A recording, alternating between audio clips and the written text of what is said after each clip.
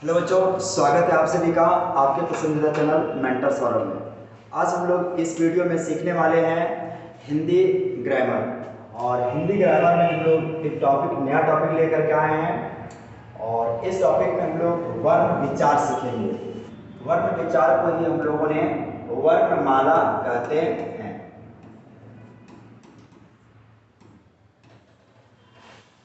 वर्णमाला में विभिन्न प्रकार के टॉपिक हैं और विभिन्न टॉपिक को हम लोग बारी बारी से कवर करेंगे। उसमें से है वर्ण या अक्षर। वर्ण या अक्षर किसे कहेंगे? तो भाषा की सबसे छोटी इकाई ध्वनि कहलाती है। भाषा की सबसे छोटी इकाई ध्वनि कहलाती है और इस ध्वनि को ही हम लोगों ने वर्ण या अक्षर कहते हैं। भाषा की सबसे छोटी इकाई वर्ण या अक्षर कहलाती है। इसी का दूसरा परिभाषा है, हम मुख से जिन ध्वनियों का उच्चारण करते हैं उन्हें वर्ण अथवा अक्षर कहते हैं। हम मुख से जिन ध्वनियों का उच्चारण करते हैं उसे वर्ण अथवा अक्षर कहते हैं। वर्ण अथवा अक्षर भाषा की सबसे छोटी इकाई है। नेक्स्ट पेज में हम लोग देखेंगे, जब हम लोग वर्ण पढ़ लिए थे तो वर्ण के बाद आता है वर्णमाला। वर्णमाला किसे कहेंगे? तो वर्णों के व्यवस्थित समूह को ही वर्णमाला कहते हैं। वर्णों के व्यवस्थित समूह को ही वर्णमाला कहेंगे। वर्ण को उच्चारण या प्रयोग के आधार पर दो भागों में बांटा गया है। पहला भाग है स्वर वर्ण, दूसरा है व्यंजन वर्ण। स्वर वर्ण और व्यंजन वर्ण। अब स्वर वर्ण क्या है देखिए। स्वर वर्ण वैसा वर्ण जो बिना किसी दूसरे वर्ण की सहायता लिए ही बोला जाए उसे स्वर वर्ण कहेंगे। जैसे अ, आ, ई, उ, री, ए, आई, ओ, औ। स्वर वर्ण की संख्या हिंदी में 11 होते हैं और संस्कृत में 13 होते हैं।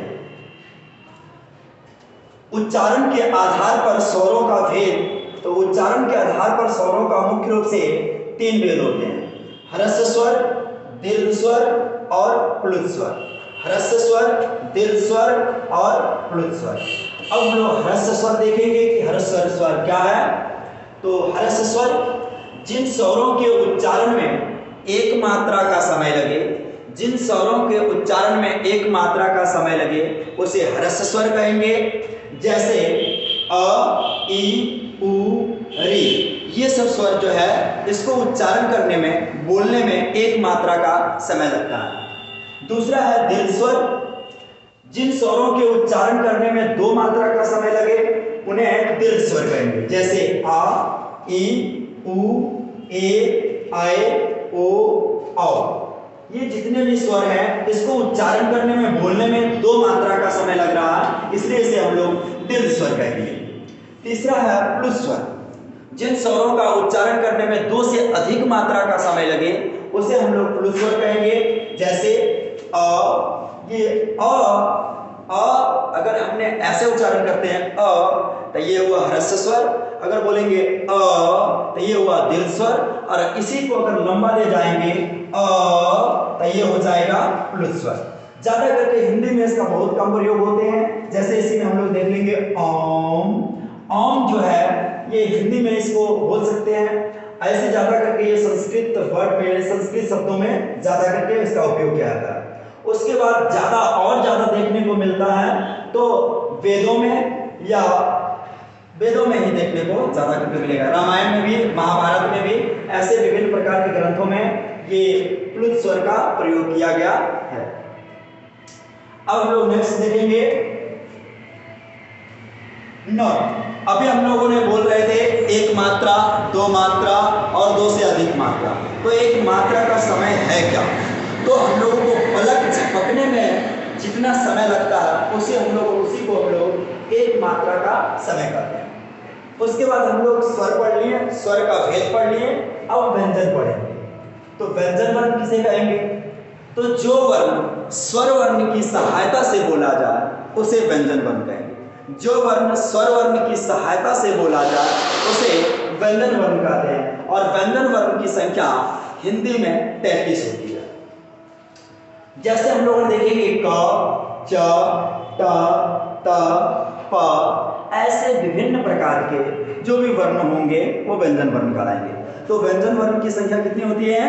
व्यंजन वर्ण की संख्या 33 होती है। सर व्यंजन वर्ण को भी हम लोगों ने विभिन्न भागों में बांटा गया है। तो व्यंजन वर्ण के मुख्यतः या मुख्य रूप से 3 प्रकार के होते हैं। व्यंजन वर्ण मुख्य रूप से 3 प्रकार के होते हैं: स्पर्श व्यंजन, अंतस्थ व्यंजन और ऊष्म व्यंजन। अंतस्थ व्यंजन को अर्ध स्वर भी हम लोग कहते हैं। स्पर्श व्यंजन क्या है, अंतस्थ व्यंजन क्या है और ऊष्म व्यंजन क्या है, उसको हम लोग नेक्स्ट स्लाइड में देखेंगे। चलिए, तो स्पर्श व्यंजन किसे कहेंगे? वैश्य व्यंजन या वैश्य व्यंजन वर्ण जिसका उच्चारण करने पर हमारे मुख से विभिन्न या हमारे मुख के विभिन्न अंग जैसे जीभ, तालु और विभिन्न प्रकार के एक दूसरे से स्पर्श करते हैं, एक दूसरे को टच करते हैं, एक दूसरे को छूते हैं, उसी को हम लोगों ने स्पर्श व्यंजन कहते हैं। जैसे क से लेकर के म तक जितने वर्ण आएंगे सब स्पर्श व्यंजन कहलाएंगे। तो क से लेकर के म तक टोटल 25 वर्ण आएंगे, तो 25 ये स्पर्श व्यंजन कहलाएंगे। तो स्पर्श व्यंजन की संख्या 25 होती है। जैसे आप लोग ध्यान देंगे क से लेकर के म तक की बात जो है, तो इसमें क वर्ग आएंगे, क वर्ग और क वर्ग को ही हम लोगों ने कु कहते हैं। जैसे ये क वर्ग का बताने वाला जो थे वो पाणिनि थे और कु को जो बताने वाले थे वो वृषराज थे। तो क वर्ग में क, ख, ग, घ अंग पूरे आएंगे, कु में भी वही आएंगे। तो क वर्ग या कु का मतलब हुआ क, ख, ग, घ अंग। और ये क, ख, ग, घ अंग ये कंठ से उच्चारित होंगे, कंठ से बोले जाएंगे।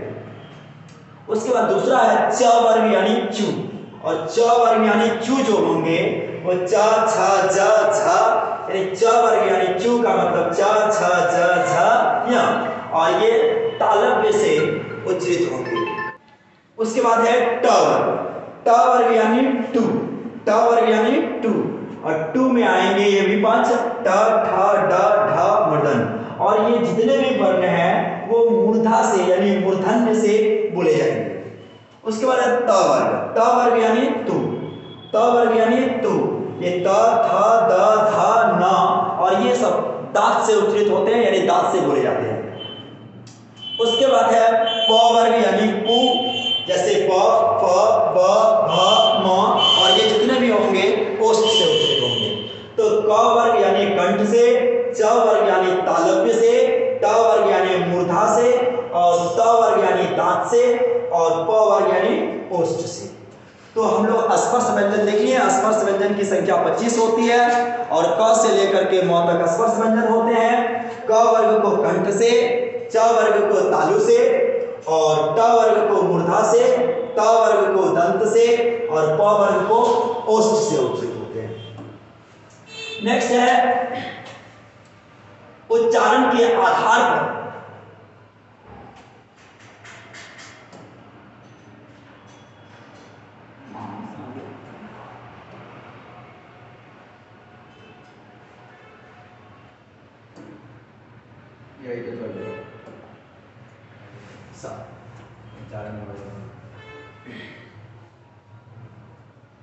कुछ ऐसे स्लाइड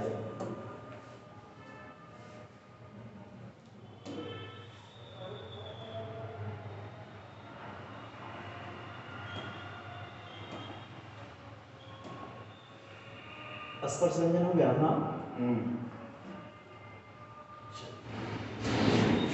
चलिए, उसके बाद हम लोगों ने देखेंगे उच्चारण में वायु प्रक्षेप के आधार पर व्यंजन के 2 भेद किए गए।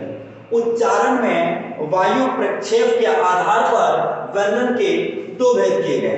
पहला होता है अल्प प्राण व्यंजन और दूसरा होता है महाप्राण व्यंजन। अल्प प्राण व्यंजन और दूसरा होता है महाप्राण व्यंजन। अल्प प्राण व्यंजन क्या है? जैसे प्रत्येक वर्ग का भी हम लोगों ने देखे थे क वर्ग, ख वर्ग, सॉरी क वर्ग, च वर्ग, ट वर्ग, त वर्ग, प वर्ग। तो उसी प्रकार से अल्प प्राण व्यंजन यानी प्रत्येक वर्ग का, यानी क वर्ग, च वर्ग, ट वर्ग और त वर्ग और प वर्ग का, यानी प्रत्येक वर्ग का प्रथम वर्ण, तृतीय और पंचम वर्ण, प्रथम, तृतीय और पंचम वर्ण को हम लोगों ने अल्प प्राण कहते हैं। प्रथम वर्ग और तृतीय और पंचम, जैसे क वर्ग का, ख वर्ग का और क वर्ग, च वर्ग, ट वर्ग, त वर्ग और प वर्ग का, सभी वर्ग का प्रथम, तृतीय और पंचम वर्ग को हम लोग अल्प प्राण कहेंगे। जैसे क वर्ग का प्रथम अक्षर क हुआ, दूसरा क वर्ग का ही तृतीय अक्षर ग हुआ और क वर्ग का ही पंचम अक्षर अंग हुआ। तो ये सभी को हम लोगों ने अल्प प्राण कहेंगे। ये सभी को हम लोगों ने क्या कहेंगे? अल्प प्राण। जैसे च, ज, य, ये सब अल्प प्राण कहलाएंगे। उसके बाद महाप्राण व्यंजन। महाप्राण व्यंजन क्या है कि प्रत्येक वर्ग का, क वर्ग, च वर्ग, ट वर्ग, त वर्ग, प वर्ग और यानी जितने भी प्रत्येक वर्ग है वो सभी वर्गों का द्वितीय और चतुर्थ वर्ग जो है, यानी वर्ग जो है वो महाप्राण कहलाएगा। द्वितीय और चतुर्थ वर्ग क्या कहलाएगा? महाप्राण कहलाएगा। जैसे ख और घ ये महाप्राण है, छ और झ महाप्राण है, ठ और घ महाप्राण है। ख और ग ये क वर्ग का है, छ और झ ये च वर्ग का है, ट और घ ये ट वर्ग का है। उसके बाद हम लोगों ने देखेंगे अंतस्थ व्यंजन। अंतस्थ व्यंजन क्या है? तो वैसे व्यंजन जिसका उच्चारण करने में वायु अंदर ही रह जाते हैं उसे हम लोगों ने अंतस्थ व्यंजन कहेंगे। वैसे व्यंजन जिसका उच्चारण करने पर ऊष्मा अंदर ही रह जाते हैं उसे अंतस्थ व्यंजन कहेंगे। जैसे य, र, ल, व, य, र, ल, व, य, र, ल, व का उच्चारण करने में ऊष्मा अंदर ही रह जाते हैं, इसलिए इसे ऊष्म व्यंजन सॉरी अंतस्थ व्यंजन कहते हैं। इसकी संख्या 4 होती है। अंतस्थ व्यंजन की संख्या 4 होती है। इसे अर्धस्वर भी हम लोग कहते हैं। अंतस्थ व्यंजन को हम लोग अर्धस्वर भी कहते हैं। उसके बाद हम लोग देखेंगे ऊष्म व्यंजन। ऊष्म व्यंजन क्या है? तो वैसे व्यंजन जिसका उच्चारण करने में ऊष्मा अधिक मात्रा में निकलते हैं उसे ऊष्म व्यंजन कहते हैं। वैसे व्यंजन जिसको उच्चारण करने में ऊष्मा अधिक मात्रा में निकलते हैं उसे ऊष्म व्यंजन कहते हैं। जैसे आप चेक कर सकते हैं, बोलेंगे स, स, स, ह, तो इसको स, स, ह को बोलने में ऊष्मा अधिक मात्रा में निकलते हैं, इसलिए इसे ऊष्म व्यंजन कहते हैं। इसकी संख्या भी 4 होती है। ऊष्म संख्या की यानी ऊष्म व्यंजन का भी संख्या 4 होती है। जैसे स, स और ह, ये ऊष्म व्यंजन है। उसके बाद हम लोग देखेंगे संयुक्त व्यंजन। संयुक्त व्यंजन किसे कहेंगे? तो वैसे व्यंजन जो 2 वर्णों से मिलकर के बनता है उसे हम लोगों ने संयुक्त व्यंजन कहेंगे। जैसे अक्ष, तर, य, स्र। अक्ष, तर, य और स्र ये 2 वर्णों से मिलकर के बनता है, इसलिए इसे हम संयुक्त व्यंजन कहेंगे। किसी न किसी वर्ण से जुड़ करके बनता है, इसलिए इसे हम लोग संयुक्त कहेंगे। जैसे क हलंत जोड़ स बनेगा क्ष, त हलंत जोड़ र बनेगा त्र, ज हलंत जोड़ य बनेगा ज्ञ, स हलंत जोड़ र बनेगा स्र। आगे देखेंगे इसकी संख्या भी यानी इसकी भी संख्या 4 होती है। तो हम लोग ऊष्म व्यंजन देख लिए, संयुक्त व्यंजन देख लिए। ऊष्म व्यंजन की संख्या भी 4, अंतस्थ व्यंजन की भी संख्या 4 और संयुक्त व्यंजन की भी संख्या 4। लेकिन ये अंतस्थ व्यंजन, ऊष्म व्यंजन और स्पर्श व्यंजन ये सब हमारी वर्णमाला में प्रयोग किए गए हैं, लेकिन ये संयुक्त व्यंजन का प्रयोग वर्णमाला में नहीं किए गए। नेक्स्ट हम लोग देखेंगे नए गृहीत व्यंजन। नए गृहीत व्यंजन जो है इसका भी वर्णमाला में प्रयोग नहीं किए गए, लेकिन देवनागरी लिपि यानी हिंदी देवनागरी लिपि के आधार पर इसे जोड़ा गया है। तो यह है नए गृहीत व्यंजन, जिसे हम लोगों ने ड और ढ विभिन्न शब्दों में आपने देखे होंगे कि ड के साथ में नीचे एक बिंदा लगा हुआ तिंदा लगा हुआ होता है, तो इसे हम लोगों ने नए गृहीत व्यंजन भी कहते हैं, इसे नवगृहीत व्यंजन भी कहते हैं। उसके बाद इसकी संख्या 2 होती है। उसके आगे देखेंगे अयोगवा। अयोगवा क्या है? तो जो हमारी वर्णमाला में प्रयोग किए जाते हैं या जिस वर्ण की हमारी वर्णमाला में जुड़ा गया है उसे योगवा कहेंगे, और जो हमारी वर्णमाला में जिसे नहीं जोड़ा गया है उसे अयोगवा कहेंगे। योगवा किसे कहेंगे? तो जो हमारी वर्णमाला में जुड़ गया है उसे योगवा, और जो हमारी वर्णमाला में नहीं जुड़ा है उसे अयोगवा कहेंगे। तो अयोगवा में 2 भी वर्ण आएंगे, एक आएंगे अनुस्वार जो ऐसे लिखे जाते हैं, और एक आएंगे विसर्ग जो ऐसे लिखे जाते हैं। तो अयोगवा में 2 आएंगे, एक अनुस्वार और एक विसर्ग। अब हम लोग नेक्स्ट देखेंगे।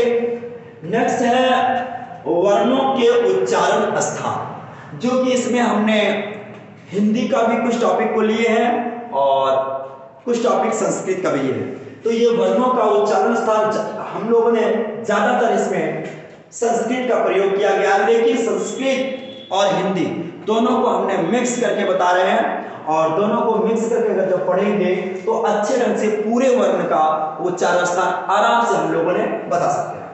तो वर्णों के उच्चारण स्थान है अकु विसर्जनिया नाम कंठा। अगर हम लोगों ने संस्कृत के माध्यम से देखें तो अकु विसर्जनिया नाम कंठा। अ का मतलब अ और आ, अ का मतलब अ और आ, कु का मतलब अभी हम लोग पीछे पढ़ करके आए, कु का मतलब होता है क, कु का मतलब क।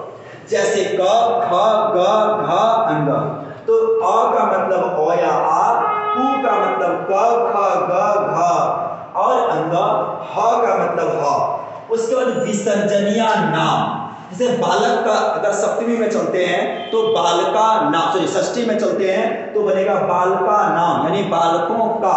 तो उसी प्रकार से अकु विसर्जनिया नाम, इसका मतलब अ आ कु का क ख ग घ अंग और ह, उसके बाद लिखा हुआ ह विसर्जनिया नाम यानी और विसर्ग का, यानी और विसर्ग का जो उच्चारण स्थान होगा वो कंठ होगा। क्या होगा? अ और आ का, क ख ग घ अंग, ह और विसर्ग का उच्चारण स्थान क्या होगा? कंठ होगा। अकु विसर्जनिया नाम कंठ, अ आ क ख ग घ अंग, ह और विसर्ग का उच्चारण स्थान कंठ या कंठ होंगे। उसके बाद दूसरा क्या है? इचु यसानाम तालु। इचु यसानाम तालु, तालु या तालव्य, तालु या तालव्य। इचु यसानाम तालु या तालव्य। ई का मतलब ह्रस्व ई और दीर्घ ई, ह्रस्व ई और दीर्घ। चू का मतलब च छ ज झ य, और य का मतलब य और स, और स कौन सा? तालव्य स। इस सबों का उच्चारण स्थान तालव्य होगा या तालु होगा। इचु यसानाम तालु, ई च छ ज झ य और य और तालव्य स का उच्चारण स्थान तालु होंगे। नेक्स्ट देखते हैं। तीसरा है ऋतु रसानाम मूर्धा या मूर्धन, मूर्धन। री का मतलब ह्रस्व री और दीर्घ री, जो कि अभी हम लोगों ने तुरंत पढ़ करके आए हैं कि हिंदी में दीर्घ री नहीं होते हैं, हिंदी में दीर्घ री नहीं होते हैं, हिंदी में केवल ह्रस्व री होते हैं और दीर्घ री नहीं होते हैं। तो इसे हम लोगों ने छोड़ देंगे, अभी इसको नहीं पढ़ेंगे। तो री का मतलब री और टू का मतलब डा ठा मूर्धन, और उसके बाद र और मूर्धन स का उच्चारण स्थान मूर्धा होंगे। जैसे री टा ठा डा ढा ना और र और स का उच्चारण स्थान मूर्धा होंगे। नेक्स्ट देखेंगे लृतु लसानाम दंत या दंत, लृतु लसानाम दंत्य। लृ का मतलब लृ, जो कि हम लोगों ने अभी हिंदी में लृ नहीं देखे हैं, हिंदी में लृ नहीं पढ़ते। ये संस्कृत का वर्ड है, इसलिए हमने आपको पहले ही बता दिए कि संस्कृत जो है उसको अभी छोड़ देंगे, तो ये लृ को छोड़ देंगे। अब चलेंगे तू यानी त थ द ध न और ल और स का उच्चारण स्थान दंत होगा। ऋतु लसानाम दंता, ये ट्रिक है, ऋतु लसानाम दंता या दंत, यानी त था द था न ल और स का उच्चारण स्थान क्या होंगे?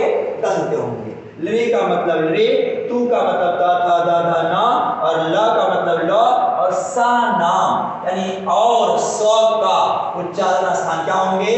दंत होंगे। नेक्स्ट है उपपदमन्यानाम ओष्ठो, उपपदमन्यानाम ओष्ठो या ओष्ठ। उपु उपु का मतलब हुआ ऊ और ऊ, ऊ और ऊ, पू का मतलब हुआ प फ ब भ म।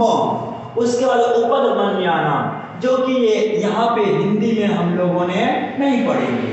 उपपदमन्यानाम का मतलब ऊ और ऊ, प फ ब भ म, और उपपदमान्य का उच्चारण स्थान ओष्ठ होंगे या ओष्ठ होंगे। सर उपपदमान्य क्या है? तो इसको हम लोगों ने संस्कृत में देखेंगे।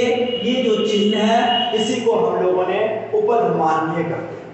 आगे देखते हैं।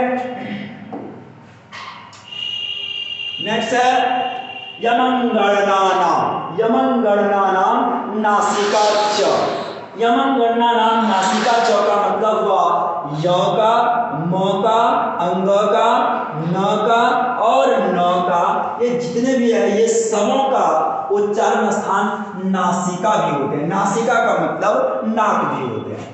यानी हम लोगों ने य को अगर जब उच्चारण करेंगे, य का, म का, अंग का, मूर्धन्य का और न का जब उच्चारण करेंगे तो इसका उच्चारण स्थान नाक भी होता है।